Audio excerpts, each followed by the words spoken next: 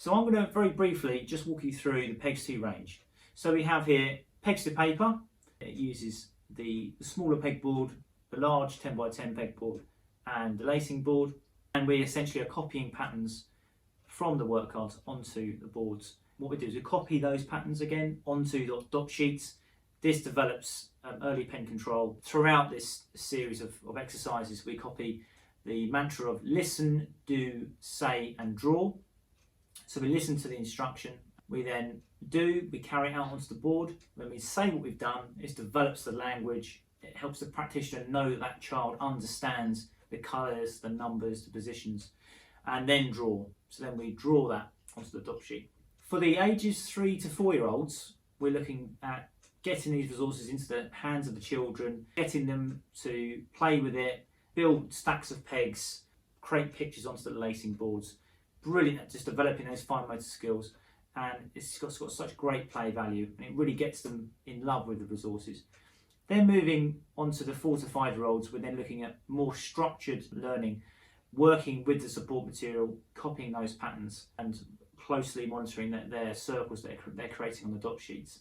And this is brilliant at developing all of the underlying skills that children need in order to progress onto their primary education. Moving on, we then have PEGS to Counter. It's a fantastic resource for developing early maths. We have introduced here number rods, which are colour coded to the pegs. Brilliant demonstration tool. Children can very easily see the rods, the pegs in front of the class, and it's great for just quizzing the children on various maths topics. Again, for the 3 to 4 year olds, we're looking at exploratory play, getting hands-on with the resources, just grabbing hold of the rods, trying to fit them into the frame like a puzzle. This is brilliant for developing their early number sense, to see their number bonds without even realising that just by playing with this, it's going to develop lots of key skills. And there's also some great basic activities we can do for the 3 to 4 year olds. Then moving on to the 4 to 5 year olds, again, we're looking at more structured learning, working with small groups and quizzing those children and developing their early number sense. Then we move on to PEGS to Construction. Utilises a box of beautiful FSC wooden tools. And as you can see here, by using our PEGS to Count Up rods alongside these tools, we can make models like my little car there. Brilliant at further developing those fine motor skills. It's got great play value. As you've noticed, a theme with the PEGS 2 range is developing the fine motor skills, having chunky tactile resources to play with for the early years, and it really does set them up for their early education. So now what I'd like to do is pass you over to John, who's just going to show you where to find the PEGS 2 range on our website. This way you can learn more about the resources in your own time as well, and there's some great content on there for you to look through. Thank you. To learn more about the PEGS 2 range, visit our website at www.learnplaynexus.com. Scroll up to the blue button. Here you will find designated pages for PEGS to Paper, PEGS to Count Up and PEGS to Construction. These pages are packed with informative videos, free support material downloads and the product directory. To find out more about what's happening in the PEGS 2 community, or to share your own stories, you can head to our PEGS 2 range Twitter page. That's at PEGS 2 range. So now what I'd like to do is just more demonstrating on PEGS to Count Up in particular. Later we'll be joined by the Freemantle Early Years team, who will be doing a bit of demonstrating on the ages 4 to 5. So I thought I'd just do a bit more on the ages 3 to 4. So to elaborate on the point I made in my clip just now, it's really great for just introducing the rods into the frame, and it's really effective because you can just add these pieces in to start off and entice the children to come in and explore themselves, and then just lead them to it. What they're doing as they place these pieces in the board, they're working through their number bonds to 10 without even realizing, and of course the wrong piece won't fit in the puzzle. So my 4 will not fit next to the 7. Only a 3 will fit next to the 7 to make my 10. So this familiarises the children with the resources, gets them used to it, and it's a great fun activity, and it's really great for group work as well, so they can all engage in activity. Another one I'd like to show you is continuing patterns. What they need to do, children at this age, is to be able to identify a pattern. So that's the unit of repeat. So for example, if I had one blue, one orange, and placed it into the frame, and I asked the child, can you please continue this pattern?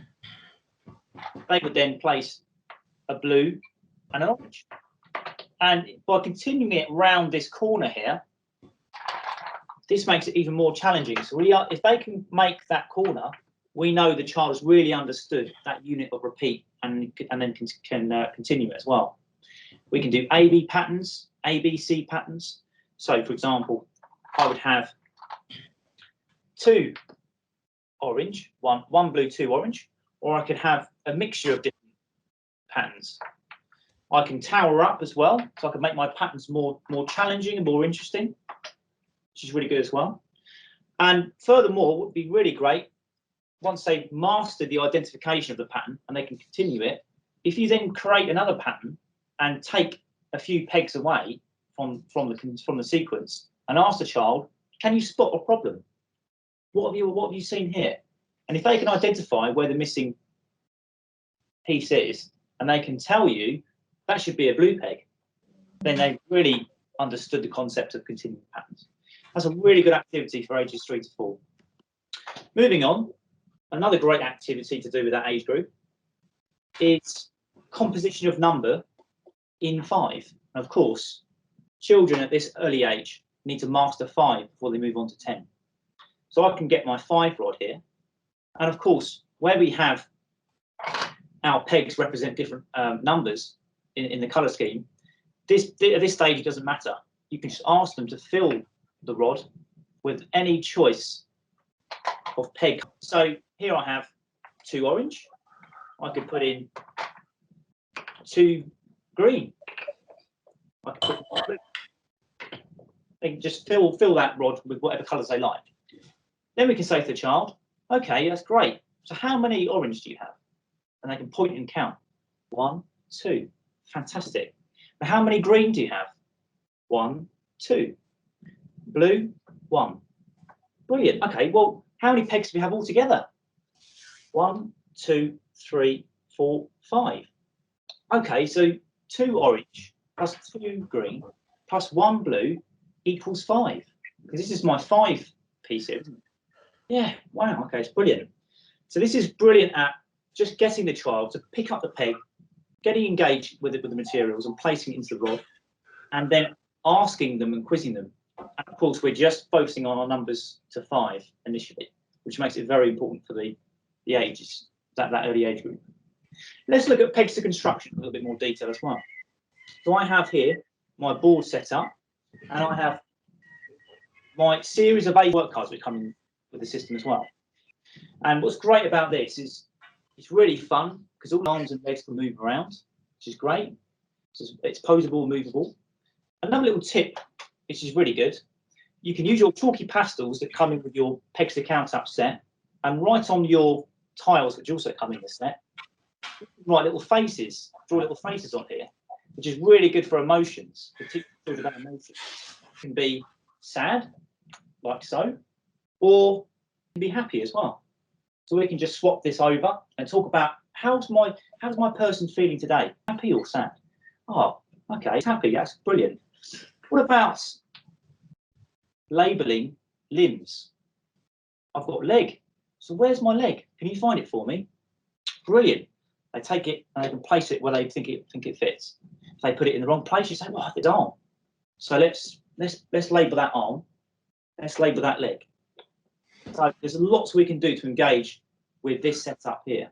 Of course, we can make a variety of different models. Like you can see, I've made a crane here. And essentially, if I just show you exactly how we use the tools to bolt these together, these rods. Here's a 3 and a 7 from my pegs to count up set. I've placed that over together like that. And then what I need is my square nut. I place that behind like so. I then have my bolts, and we have a series of different lengths of bolts for different purposes.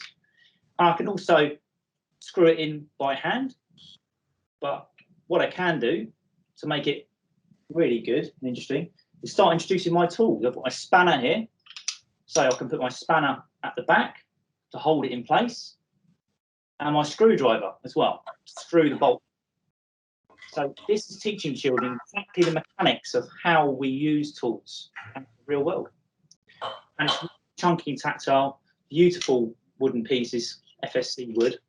And you can see here I've got my pivot that I've made using the resources. So that's a good overview, a bit more in-depth overview of the pegs to count up resources and the pegs to construction resources. What you can see is very relevant for that young age group.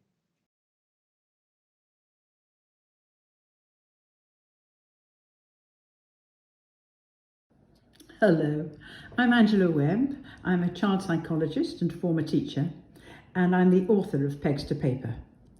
So I'm here to give you a little of the background to the work you're going to see today. This approach to enhancing children's motor and perceptual development using the pegboard and pegs has been in use since the 1980s, so it's been well tried and tested. It's based on the idea that when we engage physically with the environment and have bodily contact with materials such as the pegs and the board, our learning is much more robust. Pegs to Paper was originally devised as a way of engaging and supporting children who had motor perceptual difficulties. But its application and effectiveness for all children in the early years setting has now been recognised. And since I teamed up with Nexus, we've been able to refine and extend these materials. As you'll know, of course, work conducted in the early years focuses on building perceptual, motor, cognitive and language skills on which the mastery of literacy and numeracy depend. Just as you need ingredients to bake a cake, strengthening these cognitive and physical components contributes significantly to how easily children acquire reading, writing and maths. Just by using the materials, even in a play context, children improve fine motor skills, and the additional activities such as copying patterns all contribute to their progress. However, what marks Pegs to Paper out from other programs is the way it enhances listening skills and the use of language, which are central to all the activities. This makes the tasks much more than purely physical ones.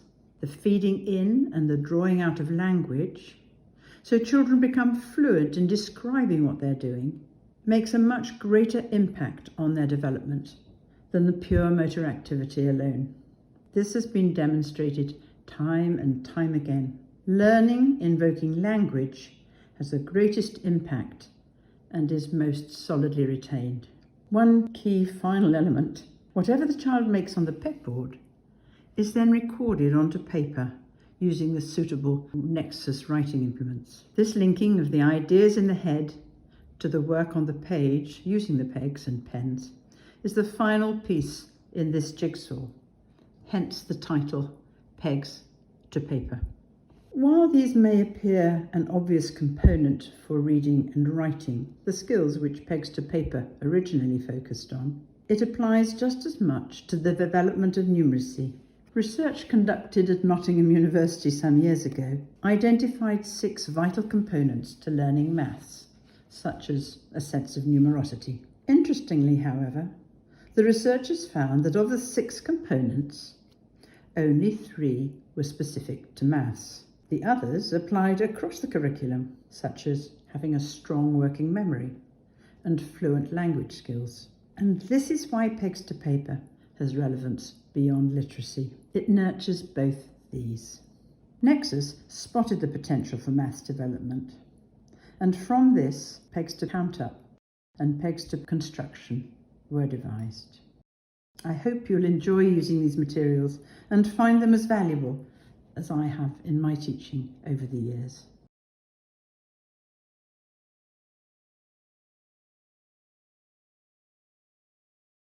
Hello, Sharon, Nina, and Cathy. Hello. It's great to talk to you.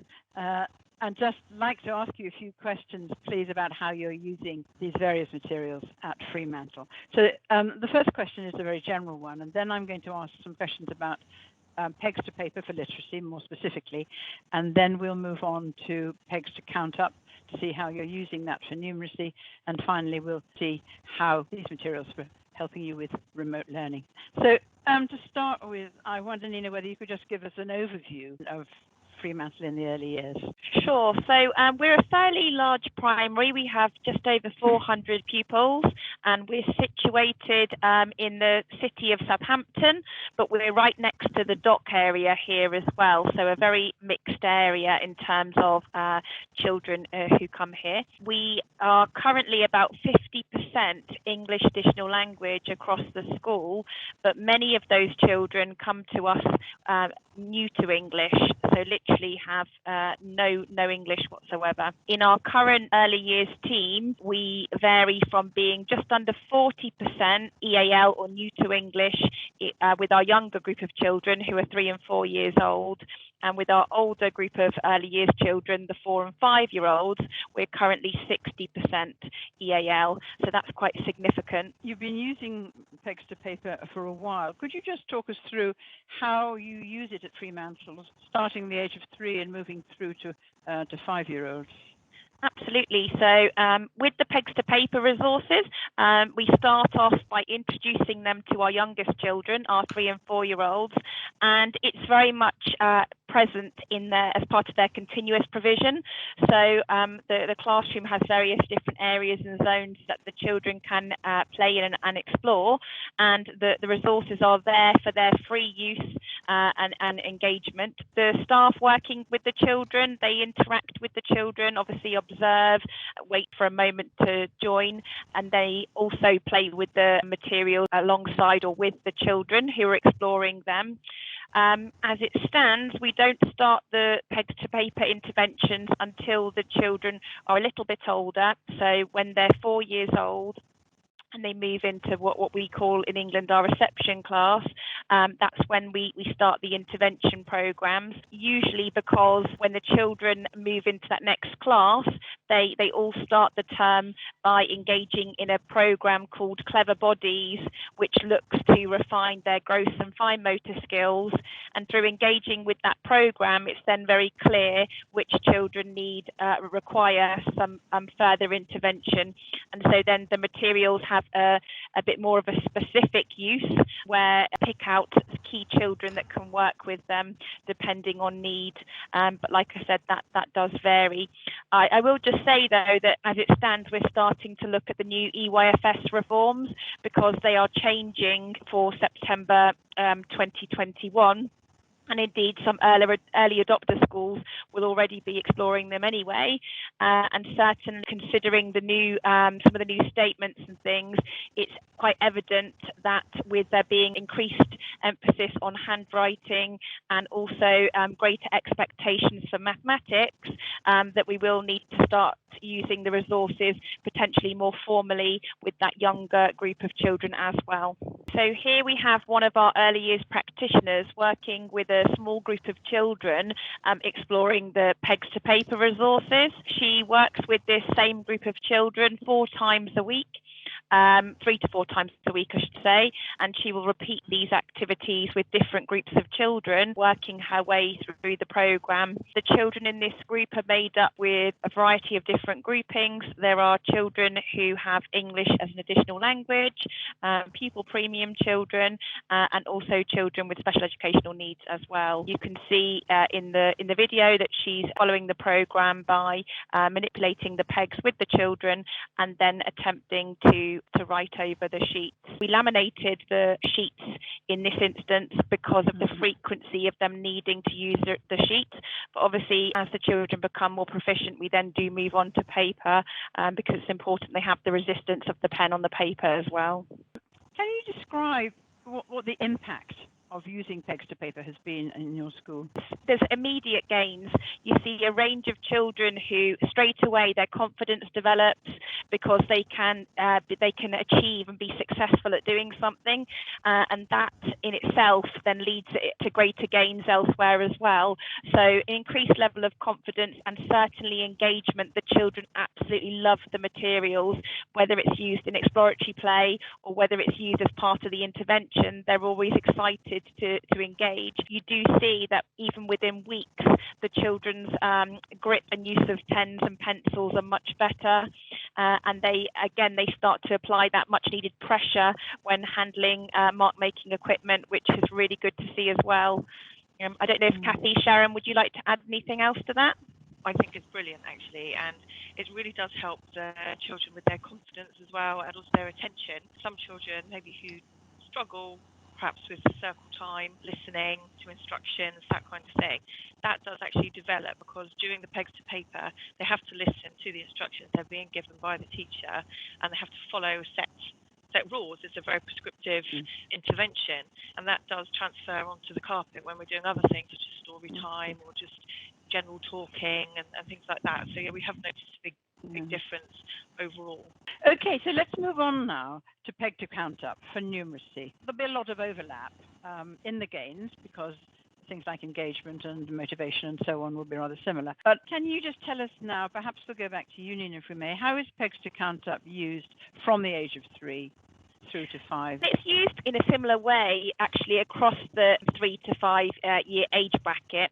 With the 3 and 4 year olds, again, it's used in their exploratory play, so the children have free use to access and manipulate the materials. It's really important. The use of manipulatives in maths is very key at the moment, and lots of research indicates that children need to have at least a year to manipulate those materials to be able to use them effectively in their problem solving and reasoning.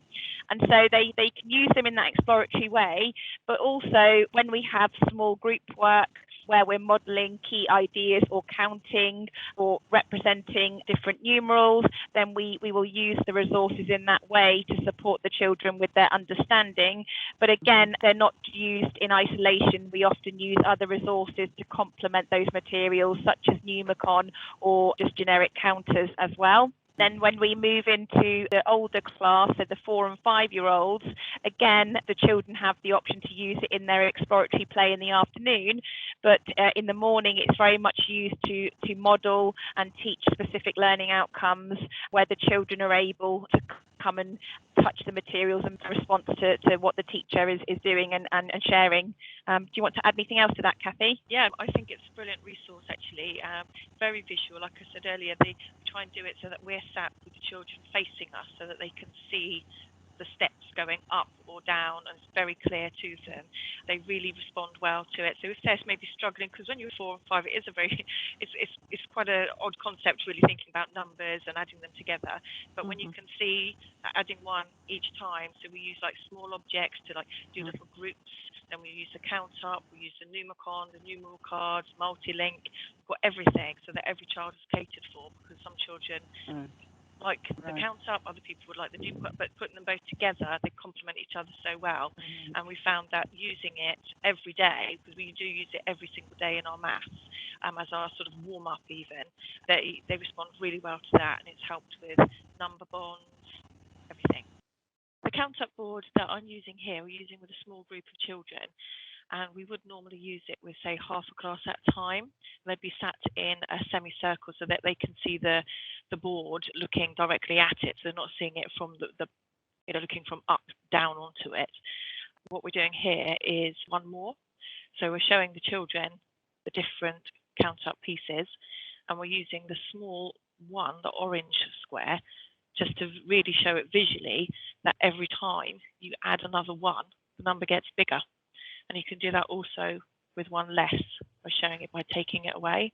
The children love this because it's really colourful, it's very visual, they can play with it, explore with it, touch it, and they just look at it and they can see it straight away going up in the steps.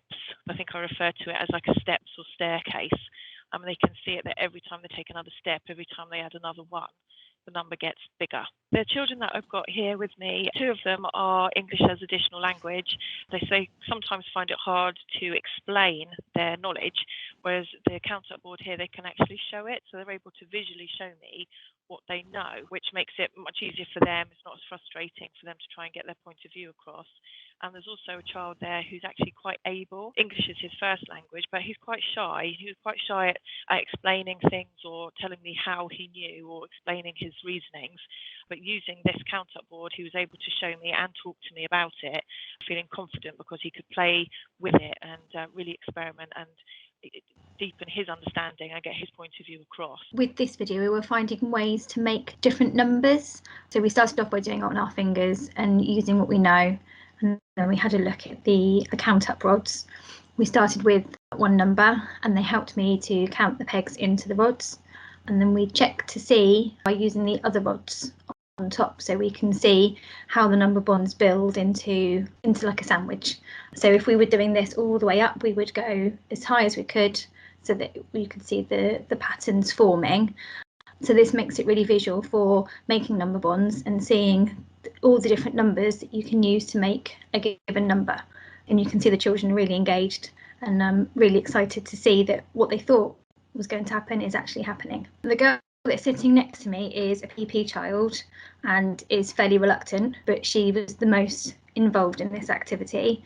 The little boy to my left is SEN and he loves lining things up and seeing things linearly, so this was perfect for him.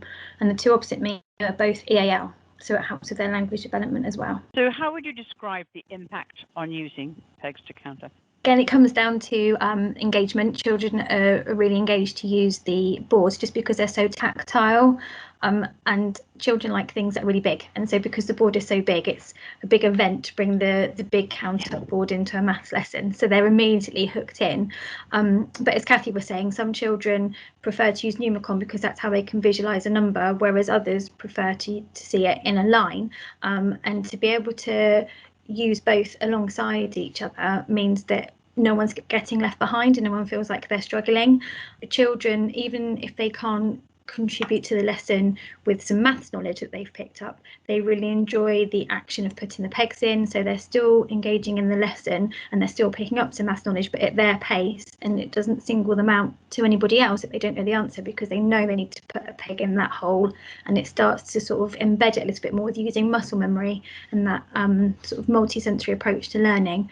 So it just means that no one's left behind in the maths lessons. Yeah. The fact that the resources are so big and bright and bold, that really helps with that whole class or small group modelling, because often you find that when you're trying to model to the class, you're using materials that are quite small and they could easily be lost. And obviously children's attention spans at that age can be really small. And so because they're so visual, they lend themselves really well to then counting together by moving your fingers up the pieces, but equally even counting the pieces onto the board. It's quite a physical, action that's required to do that, and so it really helps to get that one-to-one correspondence when counting as well. So we find that for that reason, that's why it's so good when using it for that whole class or small group work as well. That's very interesting. Thank you. So any of you, would you say you'd seen an increase in an interest in maths as a result of having these materials? Oh, very much so, very much so. It starts right from our very youngest children. So you imagine if you walked into that group now, you'd see children building, I'll be honest, not using the equipment as they're designed to, but building huge towers to see how tall they can make their tower. But in doing that, you then interact with the children and you draw out the learning. So you can talk about the patterns they're making, you can talk about the number they've got. What will happen if I add one more? What if I had one less? And so, you can then interact with those children and start to draw out that problem solving.